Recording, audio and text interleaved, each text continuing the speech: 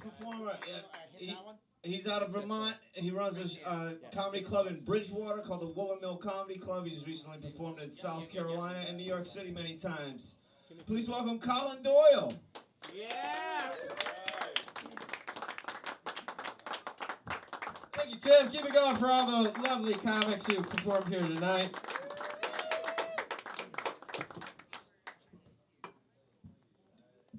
Westbrook! Yeah! It's good to be here. Like Tim said, I am from Vermont. That's where Senator Bernie Sanders is from. Ow! Got any Bernie fans? Fucking right. Bernie's a big advocate for Social Security, and I think I know why. At 76 years old, with a net worth of $480,000, I need that shit. Don't gut my Social Security. Oh my God. It's they've been doing the debates, you know, which is interesting. I say let's just skip ahead to the debate that we all want to see, you know, which is Bernie Sanders and Donald Trump, you know. I mean, it's all about the money and everything. Why don't we advertise this shit on pay-per-view? Can you imagine that? You know? Tonight on pay-per-view, Bernie Sanders debates Donald Trump on China. Like, okay, this is great. I'd like to thank all my panelists, all the other previous speakers, yada, yada, yada. I don't really give a shit, okay? Let's get to the point here, okay? What do we know about China? All right, we know that they're sketchy, okay? We know that they have a huge amount of money, and we know that they're now devaluing the yen, which is quite alarming. So that's a problem. Bernie Sanders is like, Donald, let me stop you right there, okay? First, let me agree with you, then disagree with you, okay? I have been to the People's Republic of China. I have met with their president, Xi Jinping. Okay? Let me tell you what we know about him. First off, he's calm. He's rational, and unlike you, quite easy to deal with. Also, their currency is known as the yuan or the renminbi, as they say in China. Not the yen, that is Japan, you ignorant son of a bitch. See what just happened? You just got burned. You got burned by the Bernie. That's what happened. Bernie Sanders for president. I just got back a couple weeks ago. I went down to South Carolina, and boy, is it different down there, you know, in the South. See, I'm from Vermont. We're in Maine, right? We get it, okay? We get it. We understand what's going on. We both have fabulous maple syrup, you know, great foliage. You guys, you know, I mean, it's like Maine's like Vermont's big brother. You guys got lobster. Okay, we don't have that, right? It's like everything plus good seafood. Is what you guys got going on. New Hampshire, what the fuck's going on in New Hampshire? You know, they don't get it. You know, Vermont, we go deer hunting, we fucking shoot moose. I know I was in Maine when I said watch for moose. New Hampshire, what the fuck? What the fuck? One could say the best part of New Hampshire is its view of Vermont and Maine. I'm not going to disagree with that. In the South, you know, you got people when it comes to politics, they say shit like, I just want a president I can have a beer with, man. I just want a president I can have a beer with. And you're like, I'm assuming you're talking about Bush, because who wouldn't want to have a beer with Bush, right? But if that were to happen, I don't know if it would be like as amusing as you'd think, you know? Like you're sitting out here, skybox here, having a few beers with the president, you know? And he's like, oh, man, I want to tell you something about me that you ain't never heard before. Jesus, how long are we going to be here anyhow? This one time I was at this real fancy place. I think it's church. And the guy up there, he said, everybody be quiet down. And just when he said that, I farted. Like loud, like an audible fart. You could hear it. Like, have you ever thought about being the president? You'd be great at that. Obama, he doesn't seem to me like the type of guy who drinks beer. He seems like a closet pothead or something, you know? You're like, Barack, has anybody seen Obama? God damn it, where is he? But All right, everybody, back to work. I've got a brilliant new idea. So, President Barack Obama, everybody, thank you. Thank you so much. Thank you, Westbrook. All right, you're great. You're lovely, lovely, lovely. I do like to do impressions, as I'm sure you guys are gathered. So I'm just gonna do a couple impressions, try to get everybody involved here. If you think you know who it is, just yell it out, right?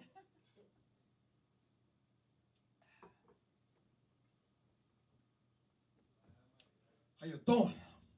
I'm Al Pacino! Anybody? Kind of hard to see it. All right, yeah, that one might have been a tough one. All right, I'm going to try another one here. This is a very another famous Italian actor, Robert De Niro. Here we go.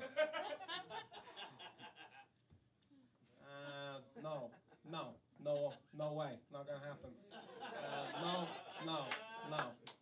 No, sir. No. Thank you so much. Robert De Niro. All right, you guys are great. Thank you. A lot of people tell me I look like a lot of different actors. Probably most commonly, I had this sort of one incident that'll happen. I'll be having a conversation with hopefully a beautiful young woman because I'm single. Please help me, God. And someone will come up to me and be like, "Hey, I'm sorry, I don't know if anybody's ever told you this before or if anybody's going to agree with me, but you look a little bit like Tom Cruise." So I get this so often that when that happens, I usually just go.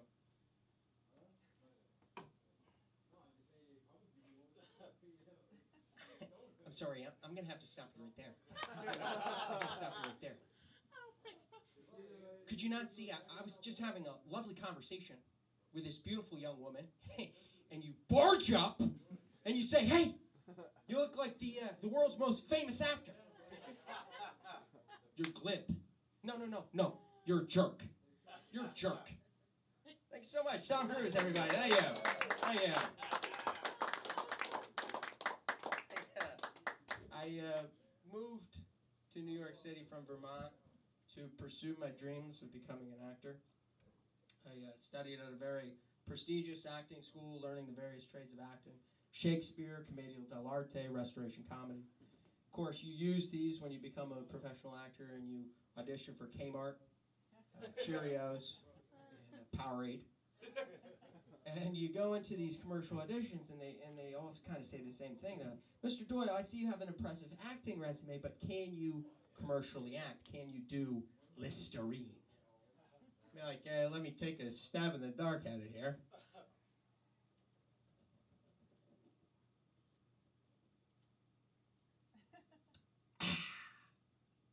You're pathetic. Why don't you go study the craft? You know, it's crazy because when people say to you, that they find out that you're an actor, they say, they're like, like when people ask you that, what do you do? Like we all want to talk about that when we're having a drink, You say, what do you do? I'm an actor. Oh, it's got to be such hard work. Oh, it's got to be such hard work. I'm like, if you say so, lady, most of the time I don't even work. When I do, it's usually waiting for them to get the lighting just right before I have to make up with a girl or something. It is hard work, and not enough people understand that. Thank you. Moving to New York is a weird thing. It's like an iconic place, and you've seen things on television, film that you imagine it to be, like people covered in pigeons, Like, there's no way that people are literally covered in pigeons in New York. Yes, they are. And they kind of think that they're, like, spiritual. They put peanut butter and stuff on their body. They're like, "Come to me, my urban jungle friends. I am one with nature." Like, yeah, you're kind of just one with garbage at this point. Covered in pigeons like that. I'm from the woods, you know what I mean? Like, I always wanted to go to New York City as a kid, see Rockefeller's Christmas tree, the largest Christmas tree in the entire country. I showed her from the hills of Vermont, looked at him and went, "That's it? That little twig? Jesus Christ, the poor little guy didn't even give a chance to grow. My brother's deer stand set higher than that star, for Christ's sake. That's it? Yeah, I don't know. I experienced some success as an actor. I did a national commercial for FedEx and for Verizon Wireless. And thank you. And I always wonder that those are going to have some type of like tragic irony like involved, you know, with that, like the consequence for having success, you know, or something, the tragic sort of flaw or whatever you want to call it, you know, like someday it's going to be like, earlier today, Colin Doyle died tragically when he was hit by a FedEx truck. Oh, man. We believe he was texting from his Verizon wireless phone. We have nothing more to report at this moment. Perhaps he was wearing his French Athena underwear, which was a commercial I'm not even going to mention. Yeah. We're all about the phones, aren't we? We're all about Facebook and all this stupid shit. You know, I'm sick of it. It's like the new game is like, who can have the biggest fucking phone in the room? Have you noticed this one? No, I'm the only one playing it. I got the 7S here. You know what I mean? Though it's like, where's it gonna stop? You know, like these huge ass fucking phones. Like, oh, Bill, I saw that you went with the 8-inch. That's cute. Yeah, no, me, I do business. I opted for the 17-inch 4K. Bring, bring, sorry, here. Go for Colin. How are ya? Yeah. Oh, man, you look great. How do I look? How do I look? You haven't given me a raise yet, so I'm still using a fucking Dell computer. Frankly, you look like shit. Yeah, well, you look great. I'm looking at you in 4K. It's fantastic. We're giving babies iPads. Have you seen this nonsense? Giving little children iPads. They're like, yay, it's marvelous. Look at this baby. It's using an iPad. The baby's like, you can use an iPad. It's like all you're doing is teaching these children reflective surfaces should do something. That's all you're teaching. I had an iPad for less than 6 months. I would pick up a conventional magazine and be like, oh, yeah, that's right. Not everything zooms in when you just move your finger. No, but the future of America looks like kids standing at entryways to buildings going, it's called the door. Just twist the handle. But it's reflective. It's a reflective surface. Yeah, where do I want to go with that? Talking about cell phones and Facebook. Facebook sucks. Facebook, Facebook's the first thing that people look at and the last thing they look at before they go to bed. And like you literally start your morning and it'll be like 10 horrifying images that'll ruin your day. You're like, yeah, maybe I'll click on this and see what images they have. Ruin my day here before anything gets started. Like, it absolutely ruined my day. Looking at relationship statuses, there was one that was like, it's like, you know, single, in a relationship, divorced, and then there's separated. Separated's it's not official yet, you know what I mean?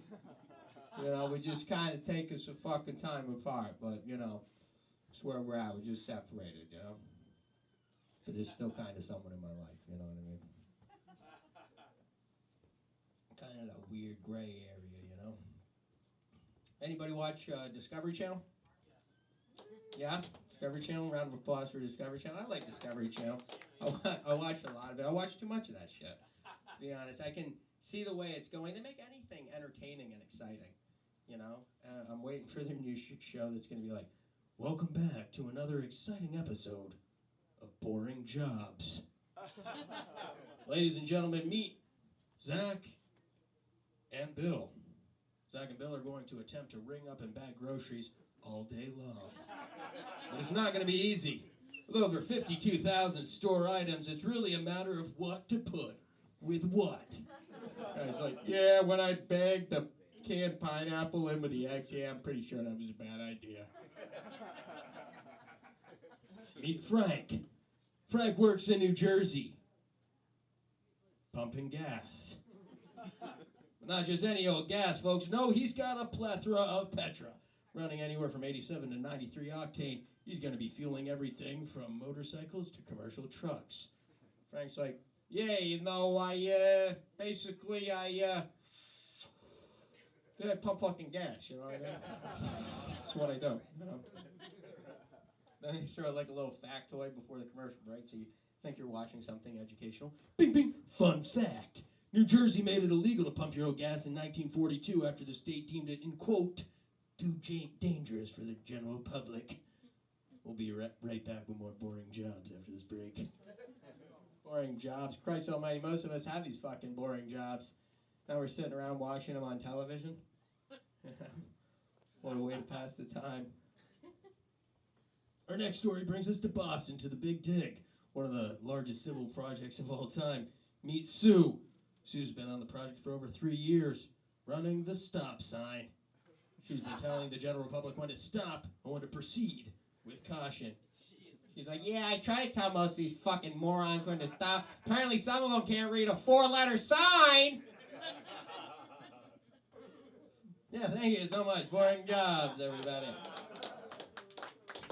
Boring jobs. Boring fucking jobs. I'm like an environmental activist or whatever you want to call it. You know, I care about the planet. I guess people don't, you know. We have like, we were talking about Columbus Day. You know, there's Earth Day. Earth Day? Earth Day. What a sad fucking attempt at doing anything, huh? You know? I mean, seriously, you know, the black community, we decide on a month. As for the planet, a day. We'll pollute for 364 days a year. But we will clean it up. Maybe some day in April. You know? Have you seen there's been some new products in the marketplace? KFC's doing their part. They're trying to reduce waste. They've created the edible coffee cup. It's not yet in markets, but they have developed it, the edible coffee cup. Here's the joke, folks. It's the same old coffee cup they've always had. They're getting ready to release the edible bucket of chicken. Like, what are you kidding me? The bucket's the best part. What? I like the bucket. Well, it's a little fiber at the end of your protein diet there. Helps regulate you. Have you guys heard about the Halloween burger from Burger King? You guys seen this? Anybody heard about this? I can't see anybody out there, so I'm just taking shots in the dark. What is it? It's got the black bun. Do you know what it does to your poop? It turns it green. Turns it green. Believe it or not, the black bun turns your fucking poop green. Who would have thought it? But the funny thing was, is after they released this, I'm like reading like these blogs because apparently Americans, thank you Obamacare, you really know Obamacare is working when people are tweeting medical advice. Like, I just ate the Whopper fucking burger and my poop's green. Why is that? Like Twitter feed, and then another person's like, I had the Halloween burger last night and my poop is green. Someone else is like, last night I went out for dinner, had the Whopper, this morning poop's green. Not sure what's going on. I keep reading through this guy's like, last night I went out to have the Whopper burger, this morning my poop's blue. I actually have no idea why your poop's blue. Everybody else seems to have green poop. Seems a bit unregular. Their official explanation for it is they say that your body can't absorb the coloring, and that's why you poop it out. So, and they're like, hey, you know, your body can't absorb that toxic shit, so good on us, right? You know. Another innovative product that they released, Frito-Lay launched a revolutionary packaging product. It was a soy-based bag by Frito-Lay. Do you guys remember the Sun Chips, the soy-based plastic? And the point of it was that it could break down naturally and yada, yada, yada. It got discontinued from the marketplace because, and quote, consumers didn't like the sound it made. They didn't like the crinkly sound that it made, that soy-based plastic. I mean, how are we going to explain this shit to our grandchildren someday, you know? Like, Grandpa, I don't understand. You had the technology to reduce the plastic and waste on this planet, but instead you stopped using it. It's like, so slow down, you little brat, okay? Geez, slow down. If you had heard the sound that crap made when it crinkled, okay? It was obnoxious. I'll have you know another thing, you little brat. We had an Earth Day. So you can't say we didn't do nothing, all right? Thank you so much. My name's Colin Doyle. I'll be in Portland tomorrow night. Tim and I at the Woolen Mill Comedy Club in Central Vermont on Friday, and in Rumford Saturday. So spread the word. We really do appreciate it. Thank you guys so much. Take care of yourselves and each other. God bless. How about it, Colin Doyle? That's the show. Did you guys like it? It was a good time, right? Thank you so much for coming out, Westbrook. Thank you, Al. Thanks, everybody at Skybox.